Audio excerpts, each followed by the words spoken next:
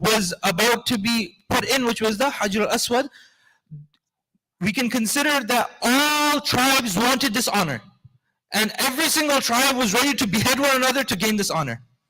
But they came to a pact, they came to an agreement that whoever arrives here the next morning, whoever comes here first, he will be the one who gets the honor of placing the Hajar al-Aswad. And as we mentioned, that Rasulullah ﷺ was the one who was there, and the Quraysh, upon seeing him, they were very delighted to see none other but then the Rasul of Allah ﷺ himself.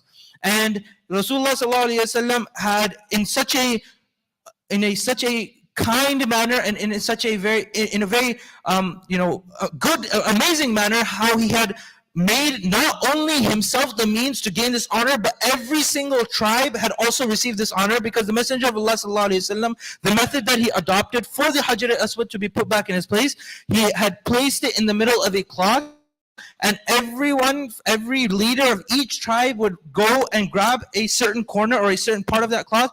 They would lift it up, and Rasulullah ﷺ, through this method, was able to reconcile in between all of them and allow them all to receive this honor.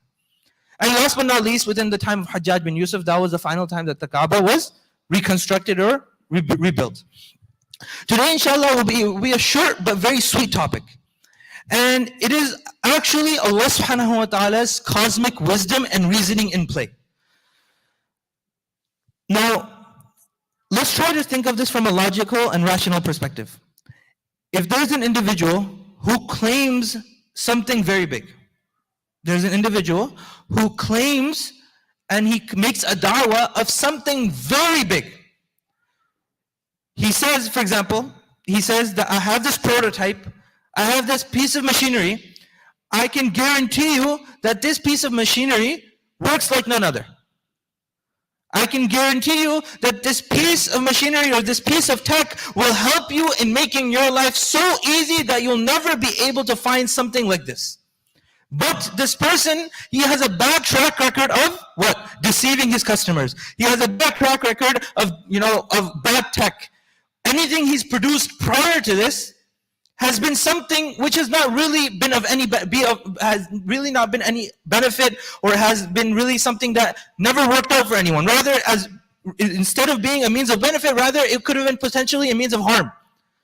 So this person, would he be trusted? Would this person's piece of tech or this prototype of his, would it be trusted? Or would it be trusted 100%? No, because his track record proves the complete opposite. His track record prior to him presenting this prototype or this piece of tech or whatever technology he's going to present to the public is something which really has no outstanding credibility. Rather, it has the complete opposite. It has something contrary to its credibility. So Allah subhanahu wa ta'ala's infinite wisdom was such that even prior to Rasulullah sallallahu alayhi wa sallam receiving divine revelation, he sallallahu alayhi wa sallam was not from amongst the pagans. He wasn't someone who indulged in idol worship. He sallallahu alayhi wa sallam was someone who did not partake in any food or drink or anything that was sacrificed on behalf of idols. He sallallahu alayhi wa sallam was such an individual who did not take part in any pagan rituals. Right? So Allah subhanahu wa ta'ala averted Rasulullah sallallahu alayhi wa sallam from these ill practices, from these means of shirk and polytheism, because Allah subhanahu wa ta'ala had in plan for Rasulullah sallallahu alayhi wa sallam that he would become the reformist of the world. Rasulullah sallallahu alayhi wa sallam, if hypothetically speaking, if someone was to make the same da'wah as Rasulullah sallallahu alayhi wa sallam and he had a bad track record, no one would ever believe him. Because they would think that, you're exactly like us at one point in time. You're exactly like the same thing we're doing now, and the same thing we're rejecting from you now is the same exact thing yesterday that you were doing with us. So what credibility do you have? What type of outstanding credibility do you have that can actually allow us to, back you, or that can actually allow us to follow you? But Allah subhanahu wa ta'ala had made it such that he had averted Rasulullah sallallahu alayhi wa sallam from all of these pagan rituals, from all of these things from all of these ideas of idol worship, from anything and everything that could make Rasulullah sallallahu alayhi wa sallam credibility go down. Allah subhanahu wa ta'ala averted it from him. That's why even prior to his prophethood, Rasulullah sallallahu alayhi wa sallam, as we discussed before, he was known as Sadiq al-Amin. No one can question he sallallahu alayhi wa sallam's honesty and his truthfulness. No one could question it. right? That's why majority of the people, if not all of them, right? All of them denied Rasulullah sallallahu alaihi wasallam due to their own arrogance. All of them denied Rasulullah sallallahu alaihi wasallam's prophethood and denied following Rasulullah sallallahu alaihi wasallam due to their arrogance. So Allah subhanahu wa ta'ala, through His infinite wisdom, made the case of Rasulullah sallallahu alaihi wasallam as such that he could not have any stain on his name. He could not have anyone point fingers at him. He could not have anyone ever say that he was just like us. Rather, it was the complete opposite. So no one can ever in their entire lives, as we discussed when Sufyan radiallahu ta'ala anhu, he came in front of Najashi, or he came in when they had already migrated to Abyssinia, the first hijrah. Najashi was someone who was very intuitive and very smart. He didn't just give in to the request of the mushrikeen. He didn't just say, okay, you know what, they're your people, why don't you take them back? He didn't just give in to their plea, or he did not give in to their request. Rather, he did his own investigation. He called the people who came to him and he said that, okay, tell me what's really going on. Tell me what's really going on. And then Sufyan al-Thawri, right? And when the group of Muslims came in front of them, right? And the spokesperson, when he spoke to Najashi, that became, that cleared all the matters, and that cleared all the misconceptions, and that drove the people who came to retrieve the Muslims, they drove them completely away. And Najashi had banished them from that area because whatever claims they were bringing were not valid. Anything and everything they were discussing in front of Najashi was not something which was credible. So Rasulullah, Allah subhanahu wa ta'ala, through His, once again, as infinite wisdom, had made this, in the case of Rasulullah sallallahu alayhi wa sallam, in this manner. So no one can ever point a finger at him. If we look in, when we look throughout the life of Rasulullah sallallahu alayhi wa sallam, we have some examples in front of us. And it comes from Ali radiallahu ta'ala anhu, that he was once asked regarding Rasulullah sallallahu alayhi wa sallam, that Rasulullah sallallahu alayhi wa sallam himself was once asked, that did he ever worship an idol? And he sallallahu alayhi wa sallam replied in the negative. He was then asked if he ever consumed wine. Right, once again, all of these things, not right away, but step by step, Rasulullah sallallahu alayhi wa sallam laid the foundation. He laid the groundwork. So and when he laid the groundwork, he laid it in such a way that no one could ever, once again, point that finger at him. That you're telling us something that you used to do yourself. He sallallahu alayhi wa sallam once again replied in the negative. And he remarked, I always considered such deeds to be kufr, disbelief, even though I possessed no knowledge of Iman and the Quran at that stage. Even though I had no knowledge of the Quran al-Kareem or any Iman at that time, because this was prior to his prophethood, he sallallahu alayhi wa sallam said, I always considered those things kufr or immoral. And another incident, inshallah, we'll place in front of you, and we can go back to we will segue into another topic.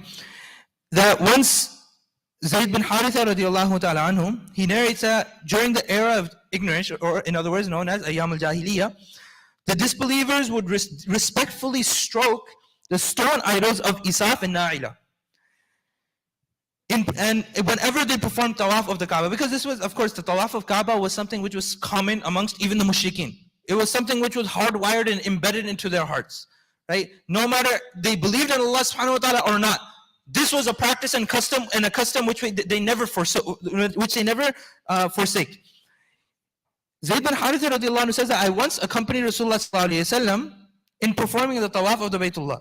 As we passed the idols, I devotedly laid a hand on them. So meaning, he was following the custom, he was following suit, that this was something which was normal, that whenever they would pass through by these idols, they would lay as a means of respect a hand on them, and then they would continue the tawaf.